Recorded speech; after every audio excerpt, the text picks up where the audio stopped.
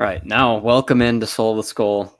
Sorry if anyone saw the time that on the stream said 11. Didn't realize till earlier that I said 11 o'clock instead of 1. But finally, we're here. We got a lot of stuff to go through today. Free agency has opened.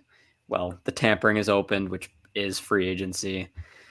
And Vikings didn't make a lot of moves at first. Well, they made a lot of moves by not making moves. And then yesterday, Kwesi woke up and chose violence yesterday. And it was crazy. So here we are, break down it all. A lot of stuff to talk about. And I guess I don't know how you feel about it. I think most Vikings fans are on the same page. I think Kwesi is doing a master class right now. Same thing with last year too. With this, at least it's been great. Obviously, I think people got a little impatient on Monday when tampering first opened. Well, free agency, but I think yesterday morning was really kind of that flurry of signings. Obviously, the Vikings addressing the trenches, and they're kind of reaping the benefits of the quarterback on a rookie deal and being able to get all these guys and really investing in the trenches is going to be super important, especially with McCarthy on the offensive line trying to make sure he's protected, not running for his life in year one. And then obviously the defensive side, they did, the interior was fine, but getting upgrades like that is just super, super huge. Yeah, for sure. And I'll be honest, I was being a little impatient on Monday, seeing dudes go off the board left and right. And I'm like, What are we doing here, Kwesi? Did you forget about daylight savings? Did you not move your clocks forward? Well, we just had to wait a day, and it ended up being excellent. And yeah, like you were saying, this is the beauty of having a quarterback or some of your best position players on cheap contracts. It allows you to use that money, spend it elsewhere, address the rest of the roster, and put it around him. So with that said, there's kind of a whole flurry of players that they've acquired. I got a whole list of them right here. They started off by bringing in Isaiah Rodgers. I wasn't very familiar with him. He's a corner. He played in Philadelphia. It was a 2-year, $15 million deal. This past season, he had a PFF grade of 76, so he's been pretty good. He's especially good in man coverage, is what I've learned, which the Eagles are, as a whole, really good at. I think this is a kind of guy Brian Flores is going to like. He's not going to be a great lockdown corner, but it seems like as a high-end depth piece that gets some snaps, I think he'll turn out to be good. He's kind of, again, they didn't spend a whole lot on him, and he might not produce a super whole lot, but it's still a good signing, and there's nothing wrong with something like that at all. Not a splash move, but we then got the splash move then on Monday night with Byron Murphy, which we'll also get into here in a little bit. Moving along, they also brought in a couple just kind of low-end UDFAs on Monday as well. Actually, I didn't even go all the way back. First, they brought back Aaron Jones over the weekend, some point over the weekend. They brought him back. He's 30 years old on a 2-year, $20 million deal. Last year, he had 1,100 rush yards, 400 receiving yards. He had 7 total touchdowns. He was all right. Also had a tough time at the end of the season staying on the field, and that's really been the story of his whole career, as we've talked about on here. To me, $10 million seems a little steep for him, but I'm still fine with it, especially if they look to someone in the draft, someone young. I don't really mind it. He's good. He's got some bursts. He just has a tough time staying on the field, but as a talent, definitely a good player. So it's a nice pickup to bring him back, hopefully lead a younger player in the room, because Ty Chandler doesn't really seem like he's got it in him. So we'll just have to see. I know we talked last week about bringing in a drafted running back, and I still think, and I'm sure everyone thinks they're going to do that. It's very logical. So Aaron Jones, then they hit the big splash on Monday night. Well, they also brought back Ryan Wright, if anyone wants to celebrate that. Brought back their punter. And then actually, before I get to the big one Monday night, safety Theo Jackson was brought back last week on a 2-year, $12.6 million deal. He hasn't played a whole lot. I believe he's been around maybe 3 years, maybe in Minnesota. He was a restricted free agent this offseason, and they brought him back, which seemed like it could be a sign that Cam Bynum was gone. Last season, he had 1 interception, didn't play a super whole lot. He had a 79.2 PFF grade, though. So in the times he was playing, he did a very good job. And yeah, he seems like maybe not quite this much of an extreme, but he's almost got a Josh Metellus skill set. He can do a lot of different things, and it seems like Flores likes that a lot. So that's something to look forward to, especially if Harrison Smith returns, which we'll get into later because I got some notes on that as well. I think a Harrison Smith, Theo Jackson, Josh Metellus combo could be really nice for this Brian Flores-led secondary. Yep. As we move along, then we finally get into Monday night, which is when they brought back Byron Murphy Jr. He spent the last 2 years in Minnesota after spending, I believe, 4 in Arizona. He was brought back on a 3-year, $66 million deal. This past season, he was tied for third in the NFL with 6 interceptions. He was pretty good in, that would be 2023. And then last year is when he really put it together and shined. Let's see what else there is. He allowed the third fewest receptions in the NFL out of all qualified players on PFF. He had a 72.8 PFF grade last year. So some people are thinking maybe they overpaid a little bit, but sometimes this is free agency, and that's just kind of what you have to do to players. Is if you want to bring premier players like that back, you're going to have to outbid everyone else.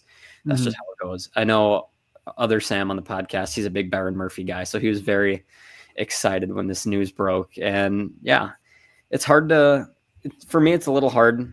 I'm a little torn on it because he had one great season. It's hard to pay a guy after having just one great season and only being good before, but not great. But he's still the best guy in the room they got. And I know they like Mekhi Blackmon a lot too, but he's unestablished.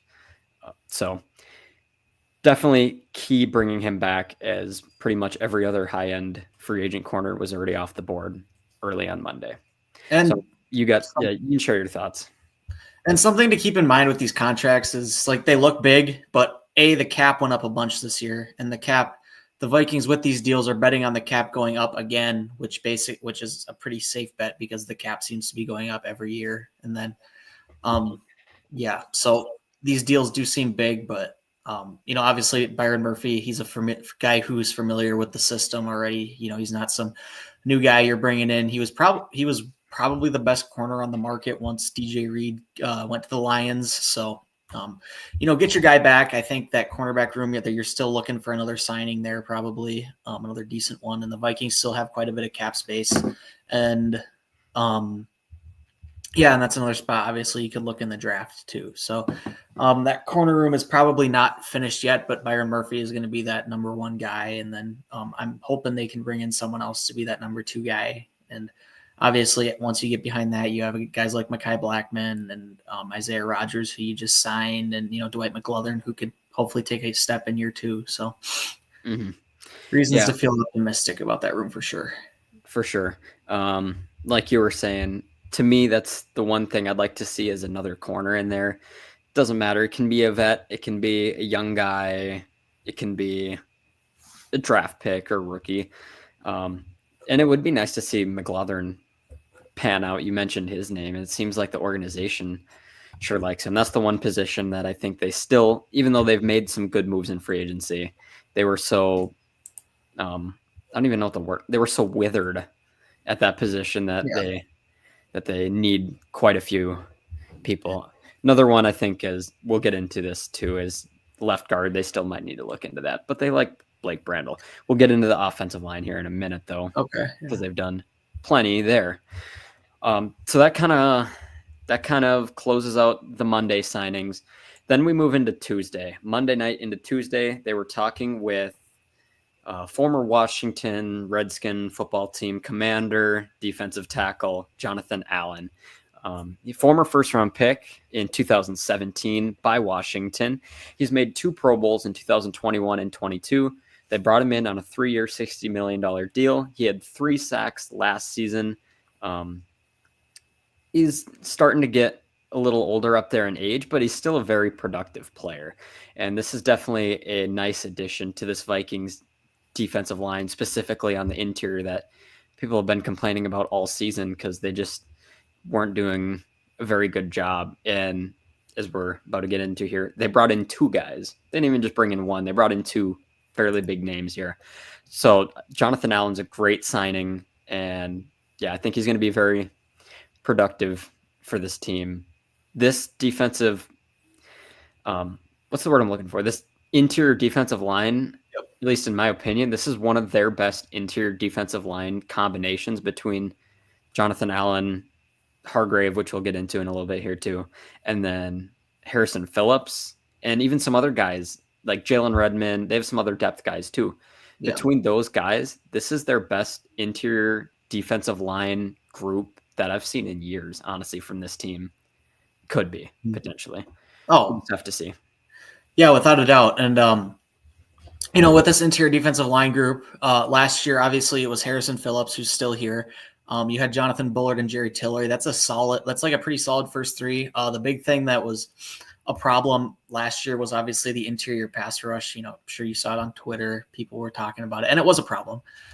Bringing in a guy like Jonathan Allen, he's a guy who can get some sacks for you. So he's a guy that you really can generate that interior pass rush. And to get into a little more into nitty gritty stuff, what that does is basically it's going to be really tough to just put your guard on Jonathan Allen and say, hey, you're one-on-one with him in pass pro. You're going to have to slide that center over.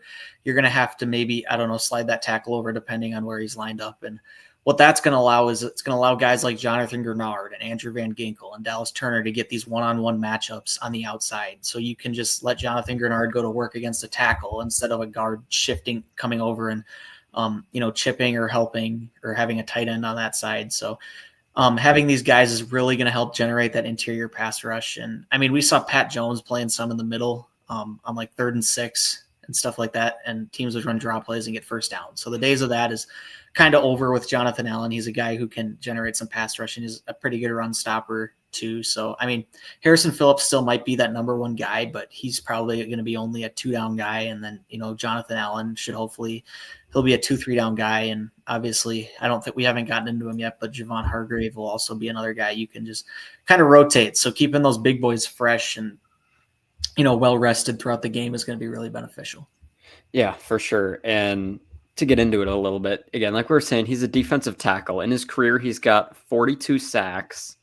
That spans over 8 seasons or however long he's been playing there. He's not in his heyday anymore. Like you were saying, he had 8 sacks in 2018, 6 in 2019, 9 sacks in 2021. That's his career high. Also 7.5 in 2022. He only had 3 last year. But he also only played 8 games last year. So that definitely explains a lot to do with it. And yeah, they had a tough time getting pressure on the interior. And it seems like this group will help a lot more with that. So good pickup there. Then they also brought in, is it Javon or Javon? Because I've heard both. Javon Hargrave. Okay. So they bring in Javon Hargrave. He began his career in Pittsburgh, then went over to Philadelphia, had his most successful seasons in Philadelphia before spending the past 2 seasons in San Francisco. He's 32 years old, coming off a torn tricep in week 3, so didn't play a lot of last year. He had 11 sacks in 2022 and 7.5 in 2023. Those were his 2 most productive years. Last year, he had a 73.3 PFF pass rush grade. So he was pretty effective in that. He's a good pass rushing defensive tackle, just like Jonathan Allen we were talking about. The move isn't official yet. The Niners still have to cut him today, beginning of the league year. Then the Vikings will sign him, but they agreed to terms. So that's definitely another big addition. And I don't know a super whole lot about him, but it seems like everywhere he's played, he's been productive. Mm-hmm. And that's what's really important here. So excited to see what he can bring to the table. And yeah, that's kind of that. That moves us along to a position group that everyone's been talking about for years. When is it going to get better? And it hasn't. For 10 years, it has been neglected inside the Vikings building. And finally, they made moves. I just realized one of these guys was a Monday signing, and I didn't mention it. But that's fine, because we're mentioning it now. They're stealing the entire Colts offensive line. They've brought in center Ryan Kelly on a 2-year, $18 million deal. They did that on Monday. He's 31 years old, played with the Colts since 2016 all the way through 2024. Former first-round draft pick. He made 4 Pro Bowls in Indianapolis. This past season, played 601 snaps, only gave up 1 sack, 1 penalty, and 1 quarterback hit. He had a 71.9 pass blocking grade and a 67 overall grade on PFF. Yes, he's 31 years old, but he's still a very effective player. And that's huge, especially with Bradbury struggling. He's been around, 4 or 5 years now, however long Bradbury's been here. He's just never been able to find his footing. He's small. I don't know the measurables of Kelly, though. I'll have to look those up. But already this is an immediate upgrade on the offensive line. And we'll just have to see. Maybe Bradbury even has some trade value. Maybe he doesn't because he's just been that bad. But he's got a lot of starting experience, and he's a former first-round pick. So he's got something in him that people saw. Yeah, we'll just have to see. But this is definitely important, especially on the interior offensive line. We'll get into Will Fries here in a moment too, but we've been clamoring for years about them getting better there. And last season we thought maybe the run game will be better, and it wasn't, just like every year since the departure of Dalvin Cook. And this is a huge signing. Yeah, I mean, I've been a Garrett Bradbury defender for years.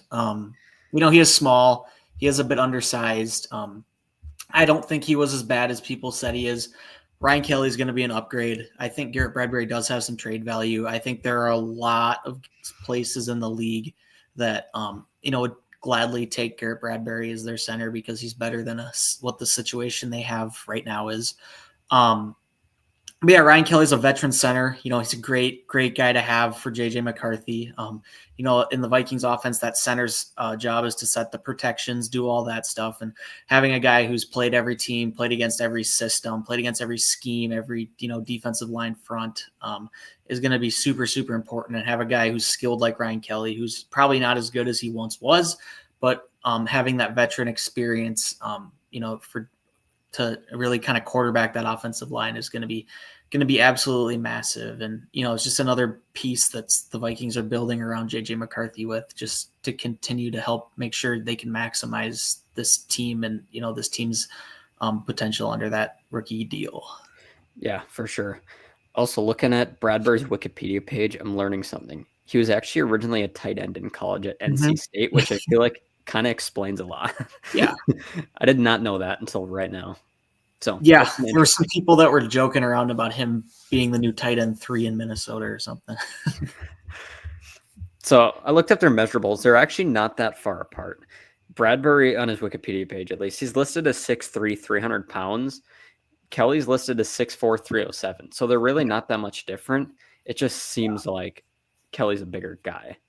Yeah. I don't know if that makes sense, but I don't know. It just seems like that looking at him. Yeah. And centers overall are just going to be smaller. That's why, the people are talking about moving Bradbury to guard. I just don't see it because, guards have to be bigger than centers, and Bradbury's already a pretty small center. So I think with him, it's either, maybe he sticks around and is the backup. Maybe he, he's a training camp cut. Maybe they find a guy to get maybe they can get like a 4th or 5th round pick for him. So it just depends. I think they saved like $8 million against the cap. Not that cap space is an issue, but if they were to cut him, I can't remember how much it was, but no, I'm pulling that up right now. The internet is really slow. There we go. Yeah, this season he's currently due for $6 million against the cap. Yeah, I'm trying to see what his dead cap is. He's got a dead cap of 2.4 million, so they'd save $4 million or so, around a little less than that. Yeah, by sticking around with him. Another one we'll have to look up is Ed Ingram, because we're going to get into the guard discussion now. Yeah, the Vikings brought in the man that's right next to Ryan Kelly, and that's Will Fries. He came in on a 5-year, $88 million deal. He was one of the top free agent guards on the market. I'm not going to lie, I didn't know a super whole lot about him. It's not like I'm sitting there studying offensive line play. So I just kind of went with what other people said. Doing my research this morning, this dude is good. He's 26 years old, coming off his rookie deal. He was a 7th-round draft pick by the Colts. Last season, he allowed just 2 sacks and 1 penalty. He had an 86.9 overall PFF grade, which is the 4th highest among eligible guards in the NFL. He had a 74.9 pass blocking grade and an 84.9 run blocking grade, which was 5th among qualified guards in the NFL. This dude is legit from my research that I did. Yeah. Definitely a huge upgrade on the line at the right guard position where they've been struggling. They had tried the Ed Ingram experience. It hasn't worked out. Yeah, this is going to be a big one too for sure. Oh yeah. So I mean, he did break his leg this season. I don't know if you saw that, but I did hear about that.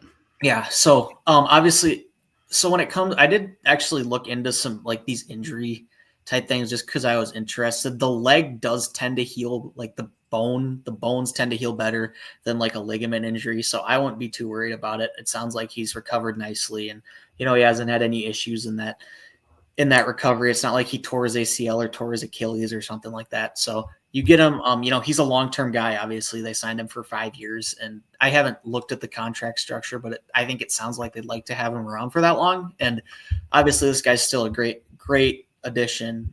He fills a guard spot that, like you said, the Vikings have kind of neglected and done, internal promotions at and signed these like ragged veterans at, and just hasn't really been working out. So getting a younger guy like Will Fries in the building, he's someone that this fan base was calling for a lot. And, from what I've seen, I haven't watched him a ton, but I'm going to. He's an awesome pickup. And then, you get into the other guard position, and, I wonder, I think there's probably gonna be a camp competition there between Ed Ingram and Blake Brandel. So we get into Ed Ingram, and you're talking about him potentially, playing for his job in training camp. So we'll see. Yeah, it's hard to tell because they like Blake Brandel. He was a tackle that they converted to guard. He's been not great, but it seems like the organization just likes him and they don't want to move on from him. So yeah, it's kind of hard to say that, but you're right. That does seem like a competition kind of a thing. Will Fry's contract details haven't come out yet, so we don't really know how it's structured. It seems like there's a pretty fair.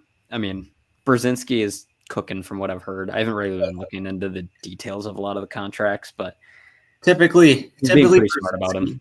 Typically, Brzezinski's a guy who likes to backload those deals, so probably won't be a major cap hit. And then you backload it, and then once you get 2-3 years down the road, you can look into restructures and all that good contract nonsense stuff, all that. So yeah. And with Ed Ingram, he's currently got a cap hit of $3.6 million this year. Again, he's on a rookie deal, 4th year of his rookie deal. It was I think a 2nd round pick, maybe 3rd, coming out of college. And he's got a dead cap of just $385,000. So they'd save a little over $3 million if they moved on from him. Not a super whole lot of money, but that's still $3 million you could use for someone else if they chose to move forward. Yeah, maybe they keep him as a swing backup guard. I don't know. It's gonna be interesting. Yeah, we'll just have to see. So that's kind of that. Looking ahead, trying to see if there's. I think that concludes the list of free agents the Vikings have brought in. There's also a handful of guys they've not brought in and moved on from, and some other stuff, because this is the busiest time of the year for the league. And the big one, obviously, is Sam Darnold. I didn't even put the Let Kwesi Cook title on for that whole time.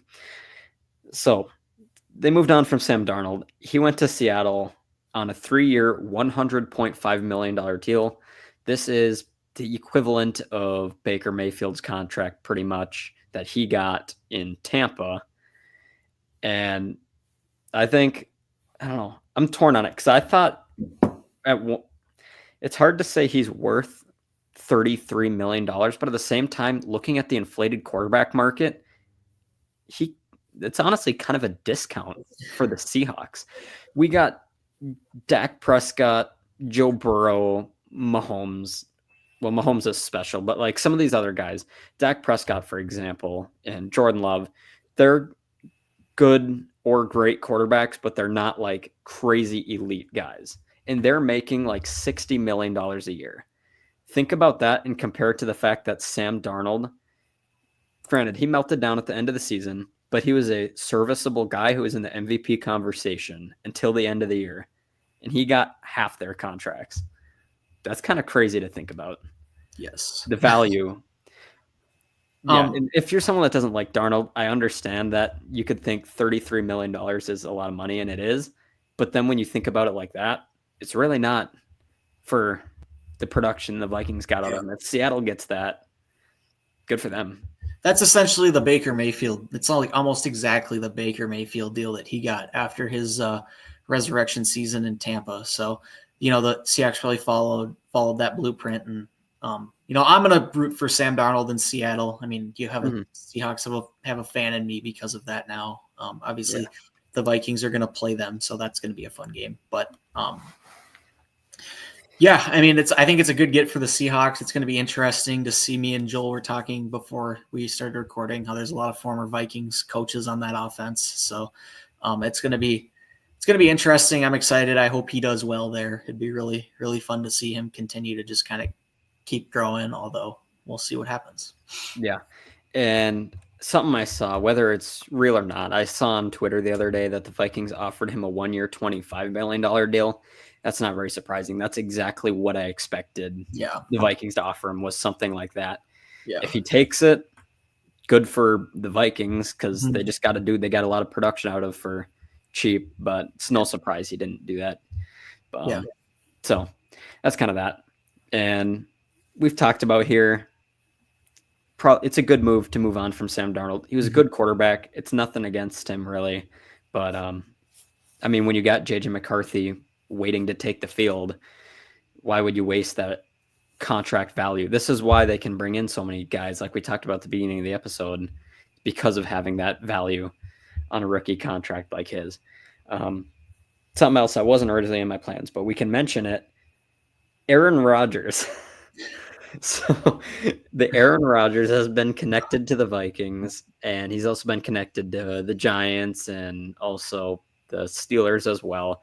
He's a free agent, and I guess I feel like a lot of Viking fans are mostly on the same page.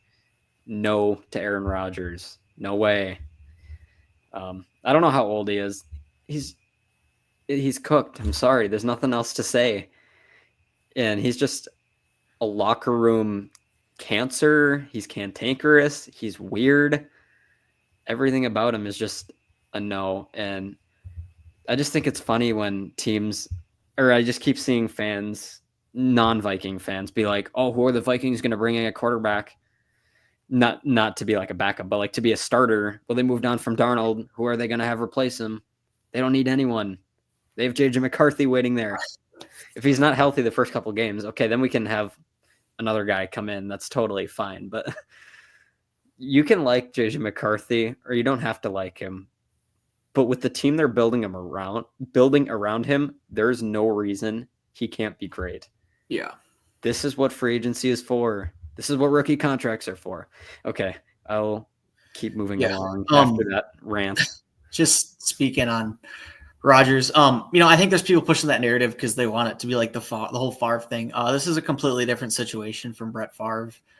Aaron Rodgers just makes no sense. I made a prediction that he's going to be a Steeler. I still kind of stand by that. It sounds like Steelers or Giants is kind of what he's looking at. I think Steelers are in a better situation to win. I think Aaron Rodgers obviously wants to win at this stage in his career. He's not looking to go to a team that's rebuilding. So the Vikings just it doesn't make any sense. He's going to want to start, and he has no interest in being in a camp competition with a 22-year-old. Looking at the quarterback room, I think there is still they need a QB2. Nick Mullins is gone. He signed with the Jaguars, I believe. So you're gonna be looking at a pretty high end like QB2 there. There's guys like Drew Lock on the market, Trey Lance, Marcus Mariota was just recently re-signed to the Commanders like today. But like Joe Flacco, Jameis Winston, Mac Jones, one of those guys is probably going to be your guy, and that's still a need that the Vikings have. He's a guy you want to bring in, a guy that you're confident in at least keeping this thing afloat if JJ McCarthy's not ready to start or if he gets injured or a myriad of different reasons. But and just a veteran to have in the room. Yeah. And I think I wasn't really old enough to experience like the 2009-10 Brett Favre era of the Vikings, but it just seems like, Brett Favre's he's still a weird guy, but he's not as weird as Aaron Rodgers.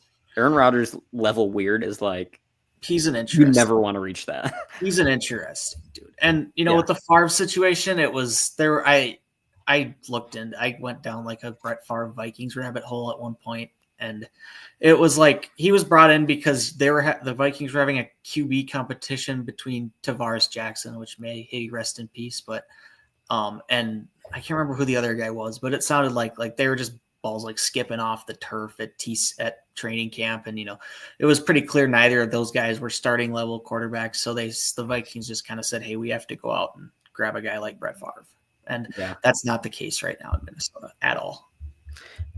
I wonder, unless this guy was there before the Brett Favre era, was it McNabb? No, it wasn't. It was. What time did? Oh, McNabb was there after. No, he was there before. He was there before. It was like early 2000s.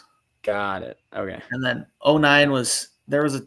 I'm gonna figure it out right now. Yeah, that's actually really interesting. I feel like Brett Favre then was better than Rodgers is now. Was Gus. I think it was Gus Frerotte. Oh yeah. Favre almost led that team to a Super Bowl. You can't look at me and tell me that if we put Rodgers on this team, they'll make a Super Bowl. It's not happening. 0%. They will have a locker room implosion. It'll be a locker room explosion. It'll be all the above. Yeah, it just doesn't make sense. And I think the thing that people got to understand here is that I haven't seen any report or indication that the Vikings are interested in Rodgers. I feel like everything is Rodgers saying he's interested in the Vikings. Yeah, supposedly there was some interest. Yeah, he keeps trying to will it into existence. Like, oh, Minnesota, they're still in the cards. Are they really though? Do they want you? Oh no, it was Sage Rosenfels. That's who it was. I remember that guy being the backup quarterback on my Madden 13 team on the Wii. Sage Rosenfels. It was Sage Rosenfels and Tavares Jackson. We were 4 at the time, so I don't remember that at all. But it was Sage Rosenfels and Tavares Jackson that were competing for the starting spot, and obviously that's not an ideal situation at all. So that was the difference. They didn't have a first round QB waiting in the wings to start. Mm-hmm. Yeah. So, okay, that's the Aaron Rodgers discussion. Otherwise, in the quarterback room, you kind of went over some of this. Nick Mullins went to Jacksonville. Mm-hmm. I was very happy about it as a Nick Mullins hater. So I don't need to see the 400-yard, 4-touchdown, 4-interception game anymore. That's what you're going to get out of Very happy to move forward from that. Yeah. So that's that. Another one, yesterday morning, Daniel Jones went to the Indianapolis Colts on a one-year, $14 million deal. The Vikings had interest in retaining him. Fans had interest in retaining him. I had interest in retaining him as well. He was sitting in quarterback rehab university under Kevin O'Connell, and he chose to graduate early. So we'll see if he flunks out in the real world or maybe not. I guess we'll just have to see. I got a prediction about that later, though. I was open to bringing him back, but then I saw it was for a $14 million deal. I don't know if I want to pay a backup quarterback $14 million. So I'm okay with it now that I see that part.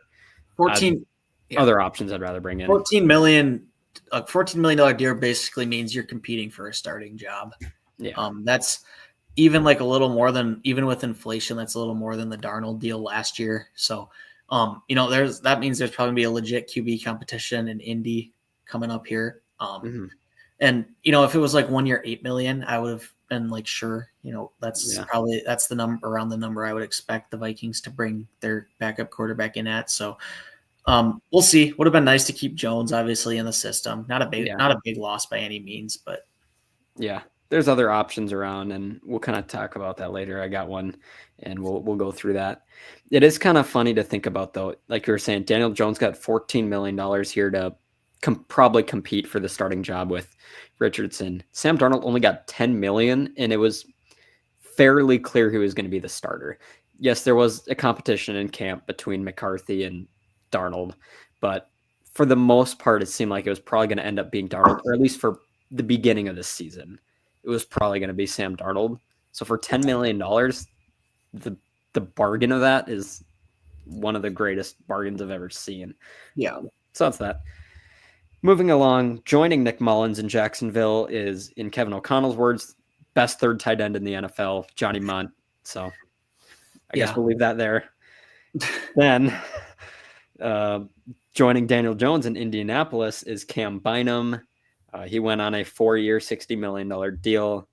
Had a bit of a rocky start to his career, but really panned out in the last couple of years. Very well liked among fans. Great story, great guy.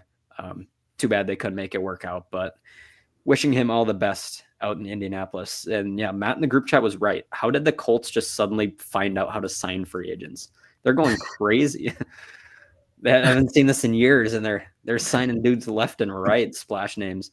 But yeah, it's tough to see Bynum go. At least they could keep Murphy, though, one of their two defensive backs. Yes. Okay, you can go ahead. And I mean, that leaves the Vikings in the market for a safety. I think there's a lot of dudes in Indianapolis right now that are kind of working for their jobs because of the Anthony Richardson pick.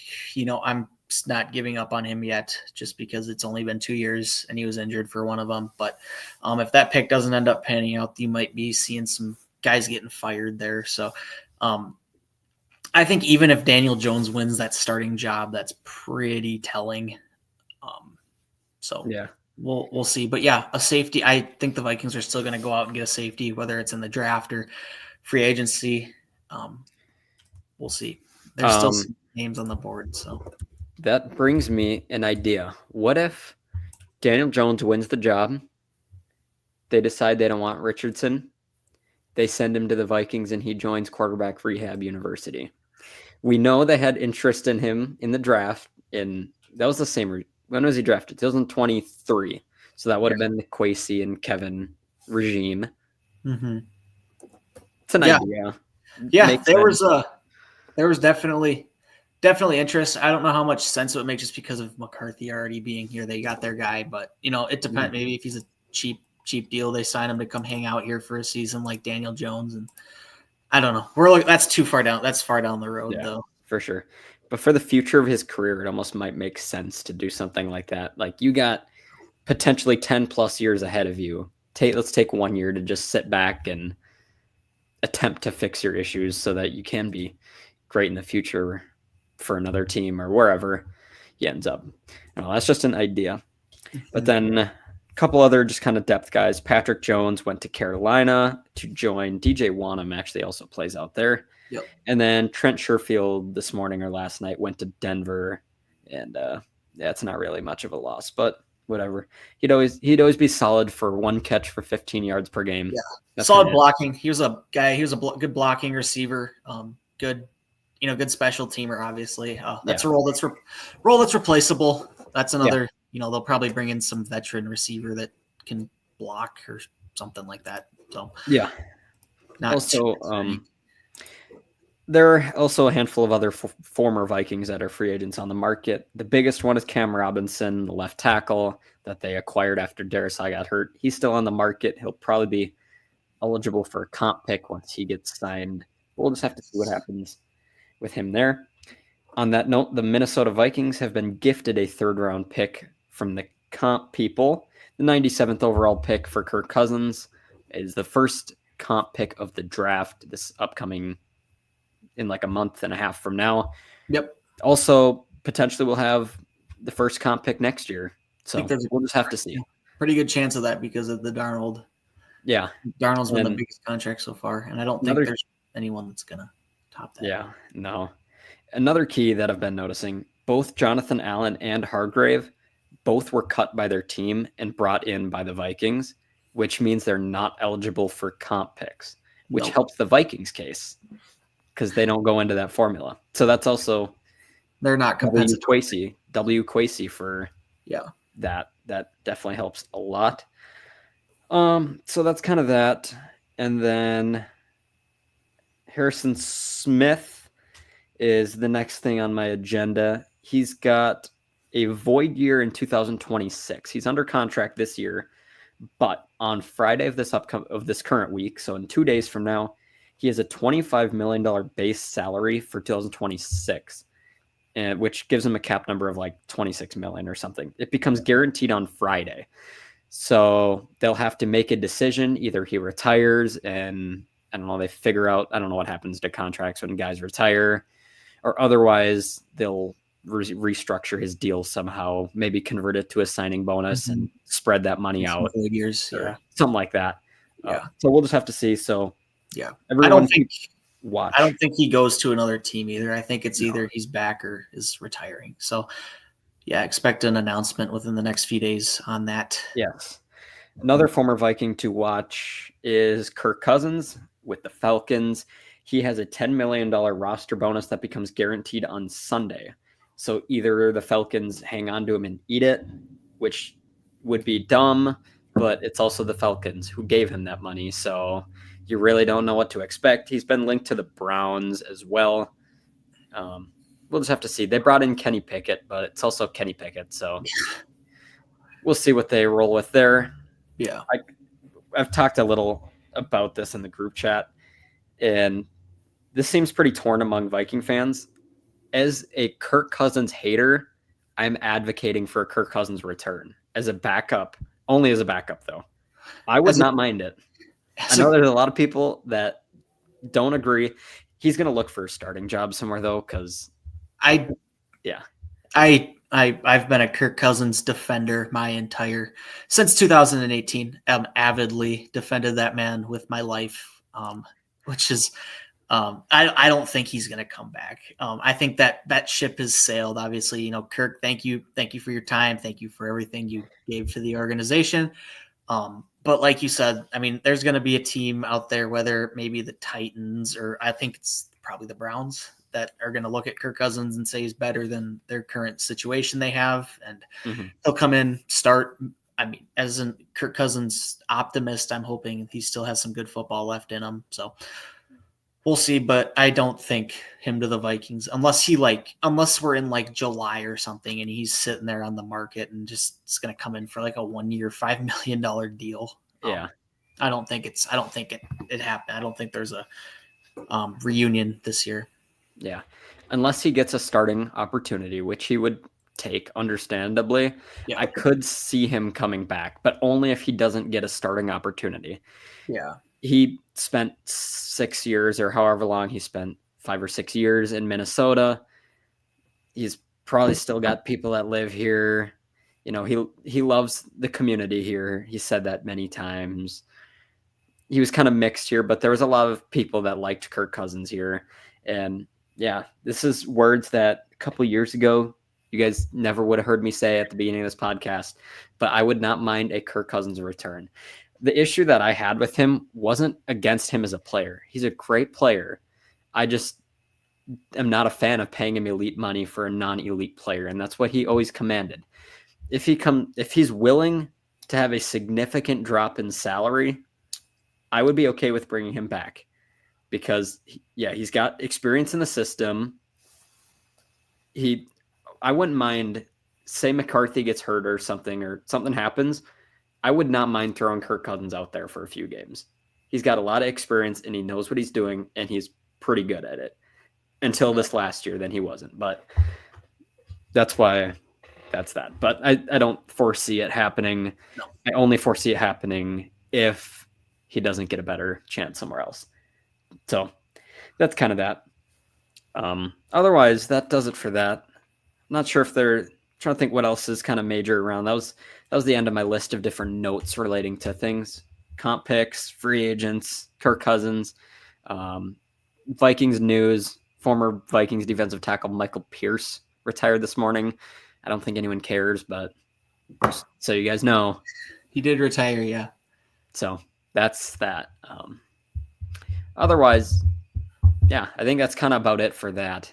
Unless you got anything else to add relating to that. That moves us into our predictions then. So we're going to move along to that. Also, and there's their roster. I must say that I think it's even more likely now that the Vikings will trade back from 24 or whatever number they have. With all the free agent pickups they made, they addressed pretty much every position of need.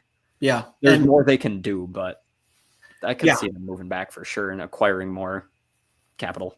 Yeah, obviously they've gotten, like you said, a lot of their needs. This is a draft that makes sense to kind of, maybe trade back and go best player available at corner or, running back. I don't know, corner, running back, safety. Maybe you draft a guard and, he's your guy. You see there long term. But yeah, it really sets the Vikings up to be in a good position for this draft where they don't have like a glaring need that they absolutely have to address and just take the best player at that position. So you're kind of set up to go best player available as long as he's within like one of your semi-need groups. So yeah, good situation to be in for sure. That moves us into our predictions here. I had 2 come off the board. Both were wrong from last week. I said Anthony Edwards would have at least 1 tech in the last week. He didn't. He actually kept his cool, at least to my research. I didn't really watch much, but it seemed like he didn't do that, so that's a good thing. Finally, I also said Sam Darnold would play for Vegas or Pittsburgh. I thought it totally made sense. And then Vegas ended up acquiring Geno, and then he was replaced by Darnold. So, womp womp. But that's all right. Moving along, we also got Sam had a couple as well. His first prediction, he said Stillwater would be the AA boys state high school hockey champions. He is a Stillwater native. Well, still is, but went to Stillwater. No, they got bounced in the championship. I watched the end of the game. St. Cloud State had a hockey game, so I had to work that night. But I did get to see the end. I was rooting for Stillwater to have the big comeback. Almost did it too. And they almost did. So that was kind of that. The 2 teams I wanted to win were Cathedral and Stillwater. Both lost in the championship. I watched the Cathedral game too. That was fun. And I was at the Stillwater one. So obviously that was fun. But I mean, congrats to Moorhead and East Grand Forks. Both great teams. Moorhead's one of the best high school hockey teams I've ever watched for sure. They were just I don't want to go on a tangent, but they were just insane. So I was not expecting East Grand Forks to win at the beginning of the tournament, and then they did. And I was like, good for them. Yeah. They were kind of underdogs in it, and they did it. Yeah. So that's that. Also, fun team to watch for sure. Yeah. Kudos to Mason Kraft. He's the guy that had 4 goals in the first period that was for the who'd you play again? I'm blanking. Moorhead. Yeah. That's crazy. 4 goals in the first period is wild.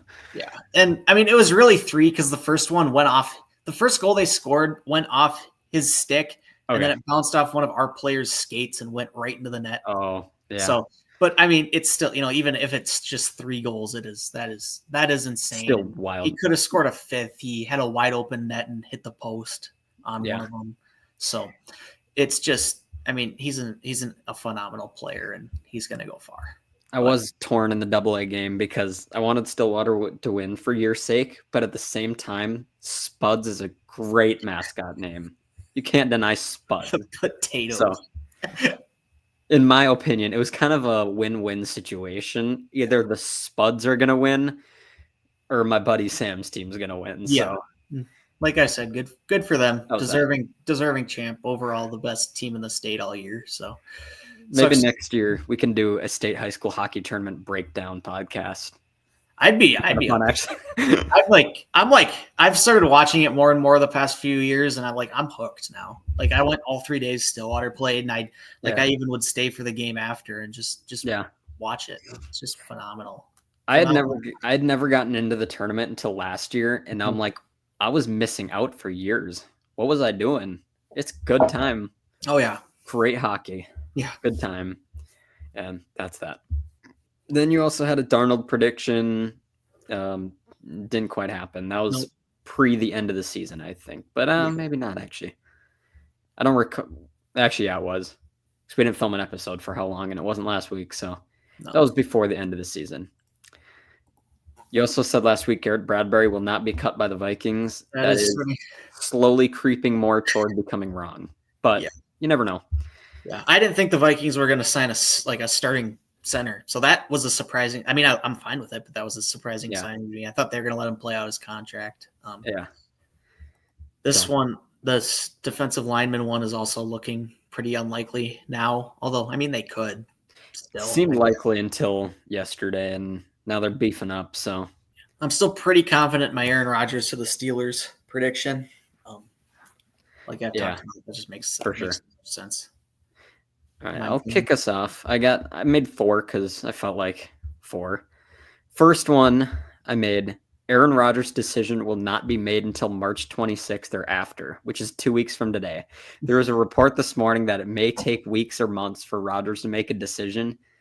He is a narcissistic goon, and he is holding the Steelers hostage right now. And he will continue to do that for at least the next 2 weeks. So, yeah, we already got into the Aaron Rodgers drama earlier, but it'll take him at least 2 weeks to make a decision. That's my prediction there. So that's that. Moving forward, Daniel Jones will have a passer rating of 85 or less this upcoming season. That's his punishment for leaving quarterback rehab school too early. It's not going to work out for him.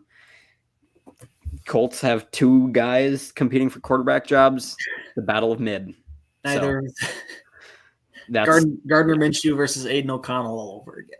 Yeah, very mid quarterback room that they have in Indianapolis. Third prediction, Kwesi will sign an extension before the draft. It can be the day of. It will be before the beginning at 7 o'clock whenever the draft starts on the first day. I know people were hesitant, but the thing is, like, what's the draft going to change with whether he gets an extension or not? Because it's hard to know if guys are going to pan out in their first year or not. So that, to me, this year's draft doesn't really change much with him. He has had a bad time drafting, but his free agency and his philosophy have done enough for me. It aligns with me. I would extend him. There's no reason not to. And, the people are trying to look into this as something that's like him being a bad GM. It's just not true. And he's done nothing to show that, like, we even need to remotely have conversations about him firing. I mean, his first draft wasn't great. I'll be the first one to tell you that. But, even his last 2 drafts, like, the jury isn't out on those yet because they've only been playing for 1 to 2 years. So, yeah, like this past year, I still think he did great, especially in the first round. It didn't necessarily pan out like he thought.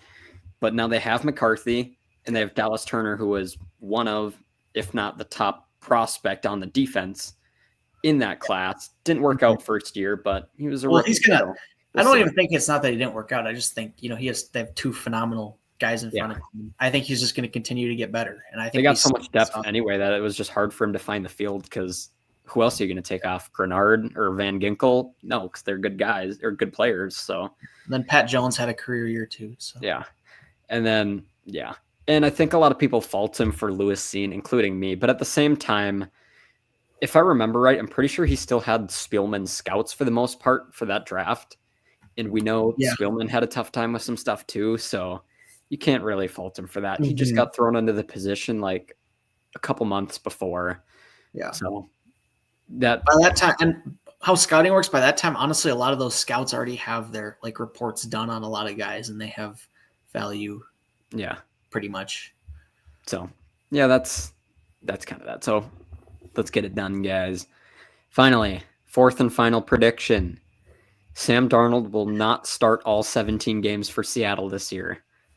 There's a couple ways this can happen. An injury, he gets benched. I don't really know. But in some way, shape, or form, he will not be the starter for every game in Seattle this upcoming season. Really hope that one's wrong, but it would not surprise me. We'll just see what happens, how that goes. So those are mine. We'll move over to you now. All right. My first prediction is that the Vikings will use their compensatory pick on a running back. Okay. I think that this is a perfect spot to go in this draft. It's a deep running back group, and obviously you already have your starter in Aaron Jones, but finding a guy to complement him nicely who can maybe even be the starter in the future once Jones is done, once his 2-year deal expires. So yeah, I really like that idea, and I hope that's what happens. Yeah, I'm with you. Second prediction: Daniel Jones will win the starting job in Indianapolis. So like I said, this is going to make raise a lot of questions in Indianapolis, but I hope AR does well. I think that dude just has talent like crazy. But I think in the end, it's going to be Daniel Jones that ends up taking that starting job. Mm-hmm. And then let's see.